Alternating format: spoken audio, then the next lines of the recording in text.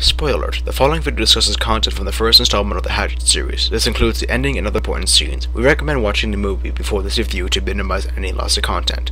Also, as a disclaimer, we do not own the pictures, themes, or characters in this video. They are used for entertainment and criticism and reserved by the respective companies. Thank you and enjoy.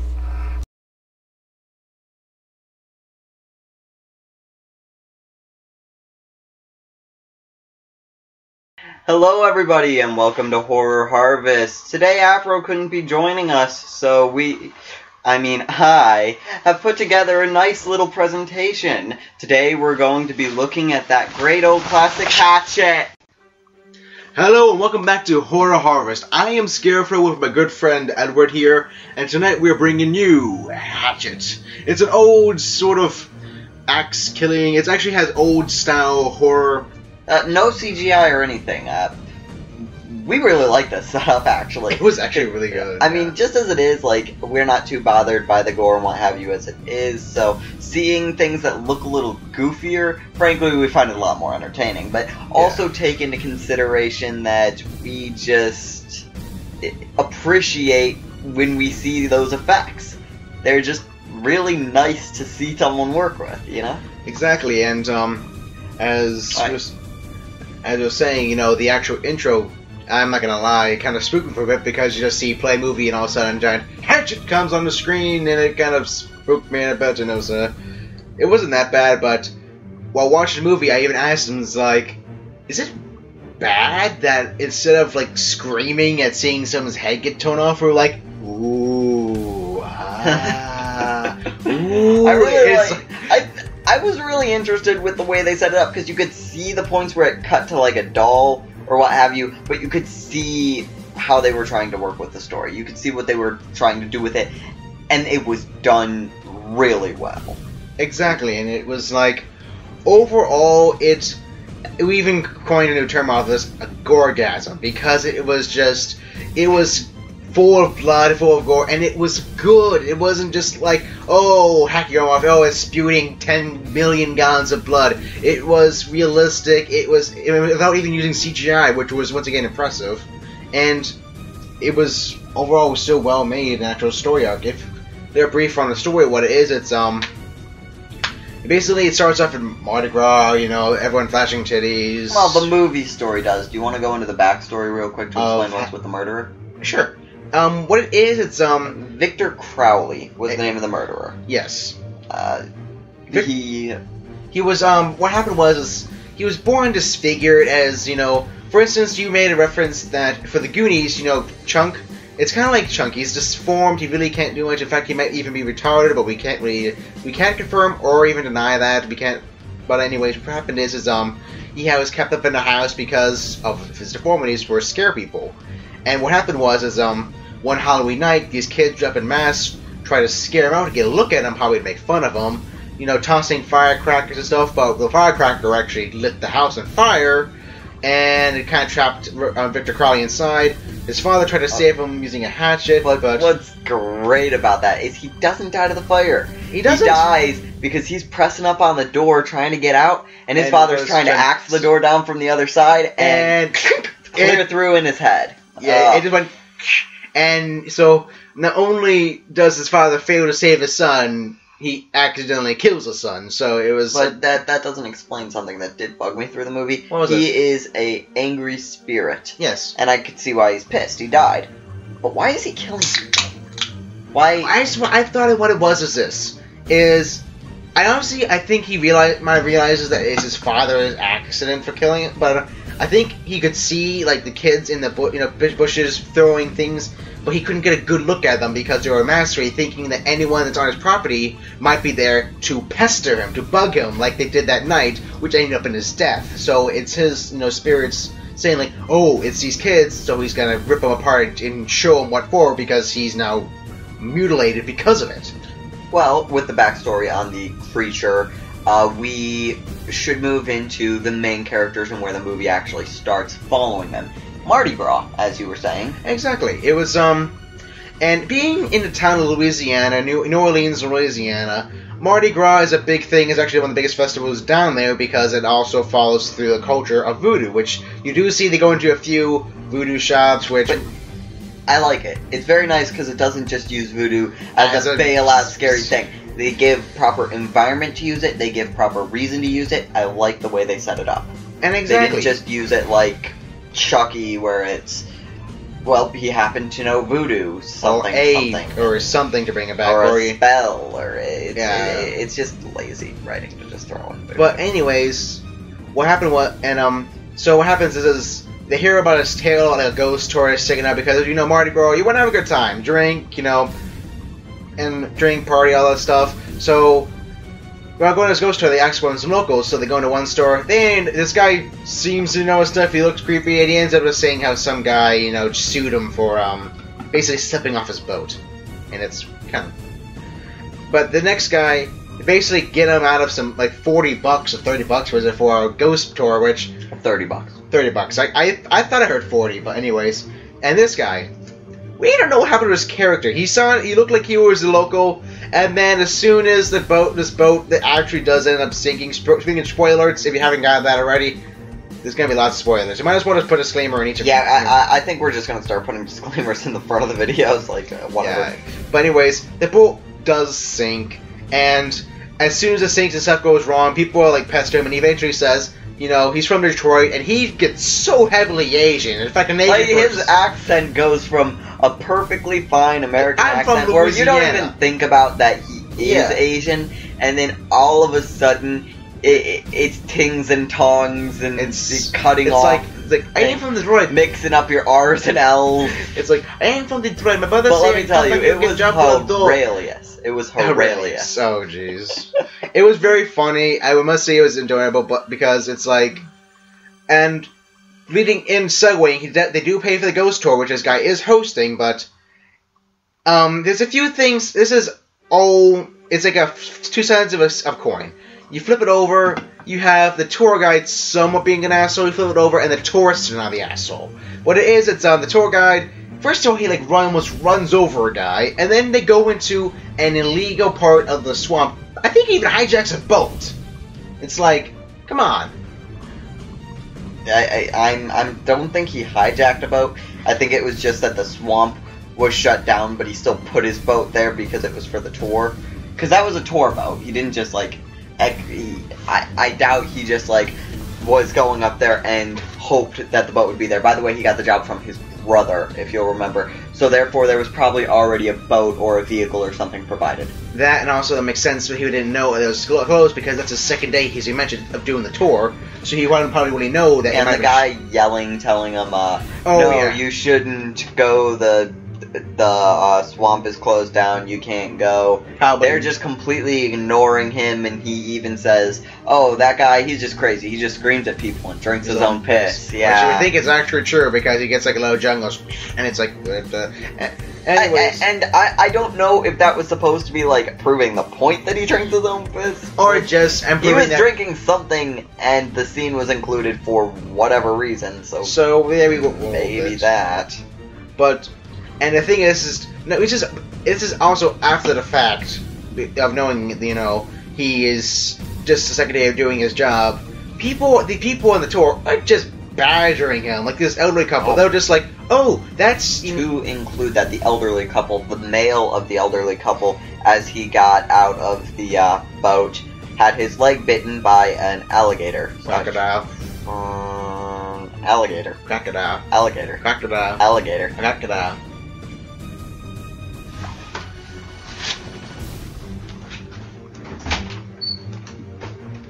And moving on to the next topic. Alligator. Alligator.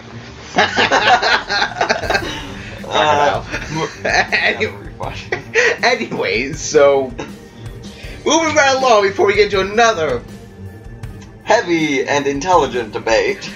Yes, without the use of the whomping stick, because that's your method or anything. So I think we were just on old people. Yes. The old couple was something that we actually wanted to mention. They were awful.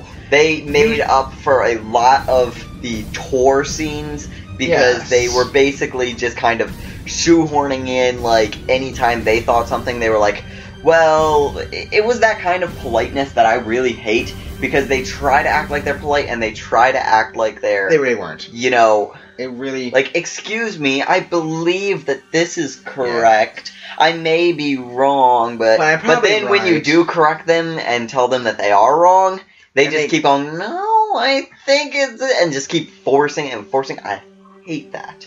And fake niceness. It's horrible.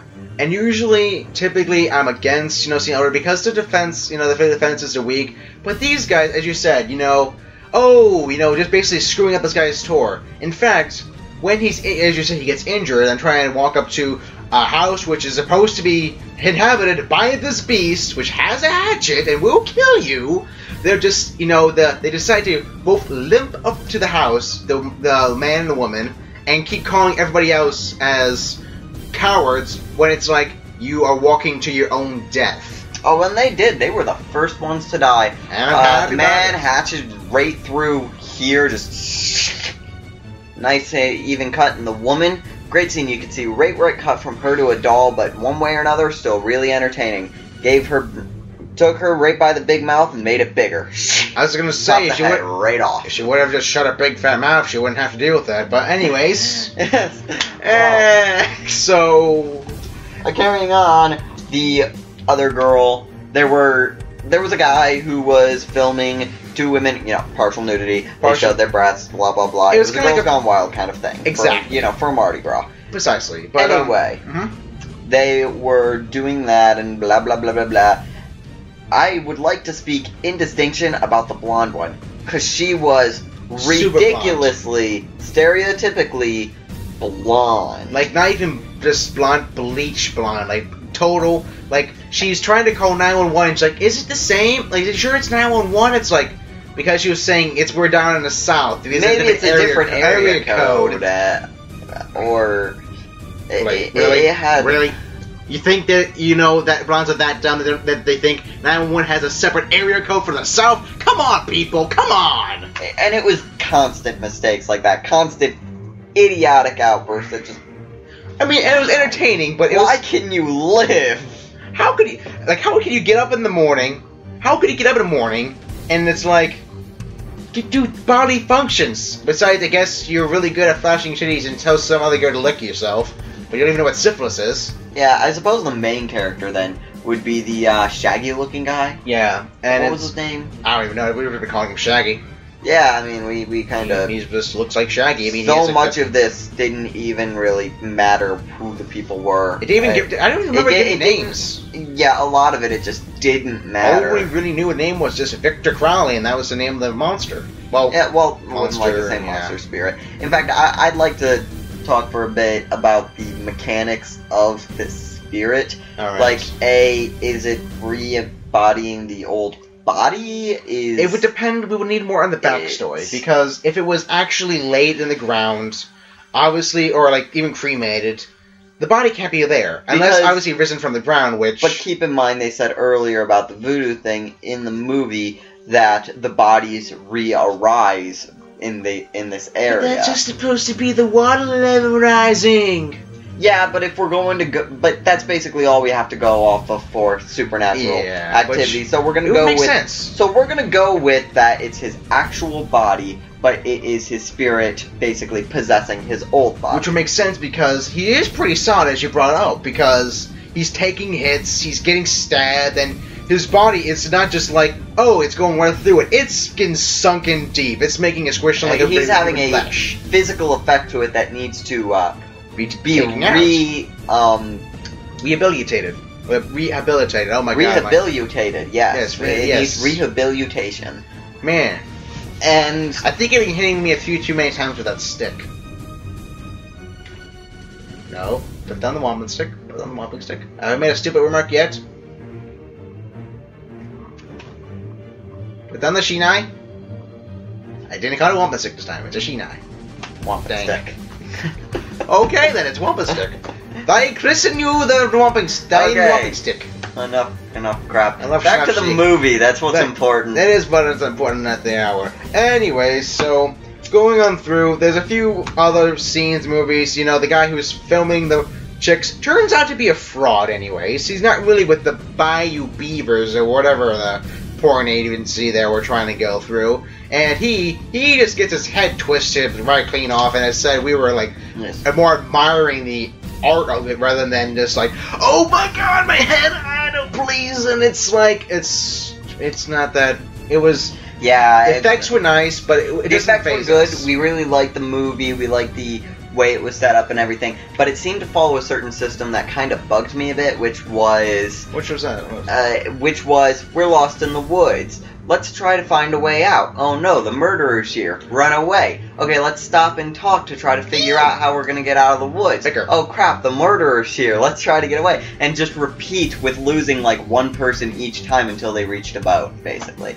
I guess they did have a plan where they like burned him, and that was something, but it started raining immediately after, which I think was just shit luck. Yeah, it just seemed like rain we don't know what the heck up the weather, you know? Oh, all of a sudden, you know, you get to the island, it starts to rain. Oh, we set the monster on fire, it starts to rain. It's like, weather is against them right now. It's just... Yeah.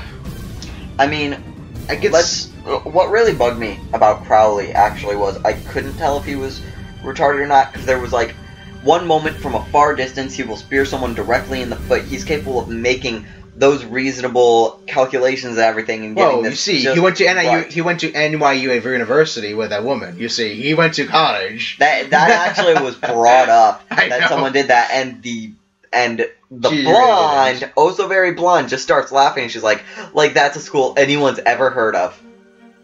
Yeah. Turns out she didn't even go to it. So. Yeah, but. Anyways, well. It was also we also was thinking not only the mental capacity but the physical capability, like how he's running. Because it's like he's capable of throwing far distances and has immense strength, and is capable of healing from serious wounds. So you know, zombie rules, but he still limps and like what have you. So what's his physical capabilities? How strong is his body? Does he feel pain? Because is it pain that's making him limp, or simply that his leg isn't strong enough to actually support itself? And why isn't it strong enough if the rest of his body is strong enough to throw things far distances and rip off people's heads? Now, going back to the whole calculations to hit someone directly in the foot thing, yeah, or you know, even if he was aiming for them but just happened to hit near them, that's pretty smart. And yet then moments afterwards he shish kebabbed himself just because someone he took what was the pipe in his foot and just leaned it forward as the guy was running at him, and maybe just like shish kebabs. Maybe it's just like shish kebabs. I mean, you have the woman, the guy down there. He just, you know, the tour guy. He cut the leg off, and then the woman who he literally buzzsaws her lower jaw off. He just takes her and just goes king and just shish kebabs her on top of the guy. I'd like to bring up a point there: the tools and how they've been sitting in an old, broken down, half burnt down shed for the longest time in a place that it always rains. Yet none of the parts are rusted, and it works fine. The battery isn't worn out for anything. All of everything. I can understand the shovel and stuff, because even if that's rusty, it works. But then he's using power tools. Yeah. How do power tools sustain through all that? I remember you brought up the whole maybe they're magical spirit power tools. But once again, you brought up the battery idea, but then again, you would imply that you have to charge it, with the batteries even lose their charge after so many years of not using them. Also, how long ago was this Crowley story anyway? I have no clue, honestly. I mean, it's supposed to be long enough for the father to actually die of heartbreak, which is the actual supposed way he died. So.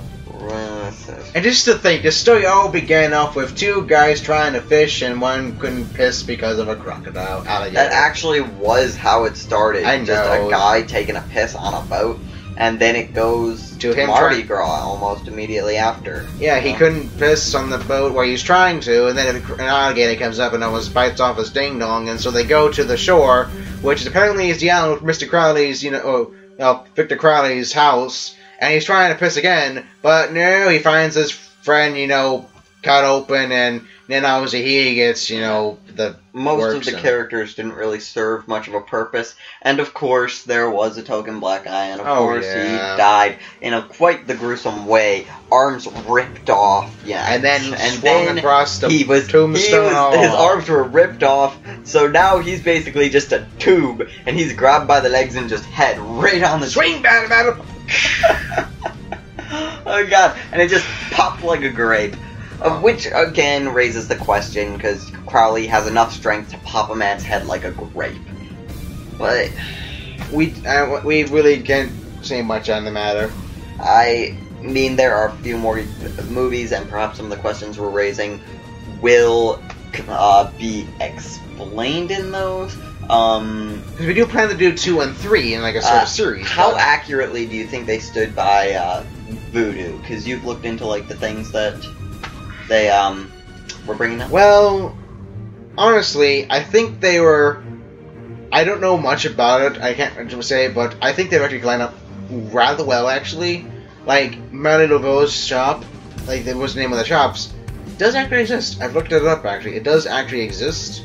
And it would make sense why it's because it said it's not just another bit to be a scary religion. It's actually something prominent in New Orleans, and Mardi Gras is also another big part of it. So to have this all come through and then also be part of a ghost tour, which would make sense because, the place is rather spiritual.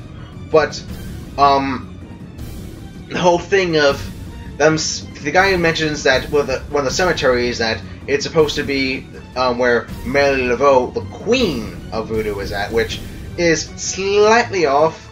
They believe that in a cemetery, the alpha male or the head male of the cemetery is the Baron, and then his wife or whoever is his female partner or the highest ranked female would be the Madame Margaret, which she's like the mother of should I say the quote unquote afterlife, if I can get my facts correct. If I am wrong, I do apologize to anyone else who also believes similar to me, and I should try and get my facts straight. But Mary Laveau is also one of the lower of spirits, so it is not completely wrong. I wouldn't really know much on the topic. I can theorize about spiritual happenings and how things would correspond, such as with would the body be reincarnated, or would it just recreate throughout? And also, why wouldn't he get a new body? Is it possible to take over a body other than your own? Because he's killing a lot of people, he could just kill one. Well, you think about it's functional, so it's not all limping and what have you. I am not even sure, because and then he could be beautiful. Oh my god. Beautiful! Carry on. But that's not horror movies. Anyways, I think it's because his spirit is latched onto that body, because it was his former self, or at least a visage of his former self. Unlike something where, let's say, we might review this movie later, ScareFro, where the spirit or soul of the guy literally goes into the inanimate object because his body is pretty much lifeless, and we don't know. You just need magic something that will still function. Exactly, in which we have more to respond on that when we Not go like to review ScareFro would actually function. Yeah, as I said, when we go to review ScareFro, we will bring this back up again. But it's like, you do bring a point. If he could just obviously axe somebody in the back of the neck or something, kill him so they're still functional, why didn't you take the body? Get some nice strong guy, and then obviously he would look good. And then anyway, what do you think of the atmosphere? How it kind of created a tone of desolence, the jump scares. It does, especially the end. The ending surprised me so much because yes, on the boat. The boats. Yeah. What happened was the one guy, which actually on the bus is trying to talk to this girl, and the girl was like, "I can spend $30 to Shaggy." Yes, to possibly meet Shaggy. You. And so it's really rude, but anyways. She falls into the water, and he's reaching in to try to get her. Yeah. And then it shows from her perspective, and she looks up, and she sees his arm. And by the time she grabs it and gets pulled out, it turns out Crowley's on the boat, and he's holding the guy's arm underwater to trick her. Which then is a point in the category of smart. Exactly. Not only did it, well, first of all, you see the guy, his arm ripped off, but yeah, he's using his own arm to think the girl is, safe by getting pulled up, and then it's like, oh wait, no, and then it just cuts right there. So, it's smart or dumb, it's really difficult to tell with this guy. Very. And it is, I must say, really interesting how it just cuts right there because it gives you a little information. Like, what did she do with it? Because obviously, she knows about the story. Does he kill her? Probably does kill her, but it's like, I feel like seeing how we've seen what Crowley can do, and throughout the movie we're dealing with the whole runaway in the woods feeling. Mm-hmm. It would really help you feel like you're part of this group, and the jump scares I think are so perfectly timed to let's go that way, and then exactly when you'll be feeling most on edge. Yes. For instance, when they lost the woods, and I just said, the girl goes that way, and as soon as she points that direction, he pops up right there, like right on cue, and it's just like. Which raises a question: did he do that on purpose? I think he might have. Yeah, because he might be smart, he might not be. I'm not sure at this point. What? Actually, I'm going with the notion that he is smart. Okay, going with the notion that he is smart, we can assume that he can have a sense of humor and has been enjoying killing people and has been, working with that. Exactly, because I said, maybe he was overhearing the woman mouth off to his friends, and maybe that's why he ripped her head open. What? Well, Shaggy's arm was underneath the water when the woman reached up and grabbed it, and that was because Crowley stuck it under. But before Crowley actually got there and killed him and ripped off his arms, wouldn't you be hearing him get cries of pain? Well, you probably should have heard him, but she was drowning, so. Fair enough. The water would be flowing the air canal, so you probably couldn't hear any sound actually. Yeah, plus she wouldn't really be focusing on what he's thinking. She's focusing more on oh crap, I might die, holy crap, I'm gonna die. Yeah, that's probably a bit more important at the time, at least in her eyes. Mm-hmm. But what bugged me was when it actually was him reaching in, he basically just splashed at the water a little, and then sat back up, and he was like, ugh. Did he expect her to be that deep into the water, so he reached his hand in, and then pulled it back up? I think he didn't even fall. I think she literally got dragged down by, Crowley, and then I think he went back up around to get on the boat to get the other guy, I think. And I think her foot got stuck in, the coral, so I think he, snagged her in the foot, and then went up to the other guy, so I think he is smart yet again. But whatever, it was just a really awesome, unexpected ending to this movie. In my opinion, good story, nice setup, good effects despite being old-fashioned because they used no CGI or anything. They still pulled it off nicely. Very nice. There were certain parts that were a little lackluster, but still great movies in general. And I suppose that's all we really have to say on the matter for now. Exactly. Yep. And once again, we recommend Hatchet. And if you like this video and the other videos, please leave a comment below, like and subscribe. We'll be putting out a few other horror movies. We're planning to do Hatchet 2 and 3, and we're probably going into the Chucky series here soon. So, yes, be ready for lots of possessed and rather creepy dolls. Oh, God willing. Yes.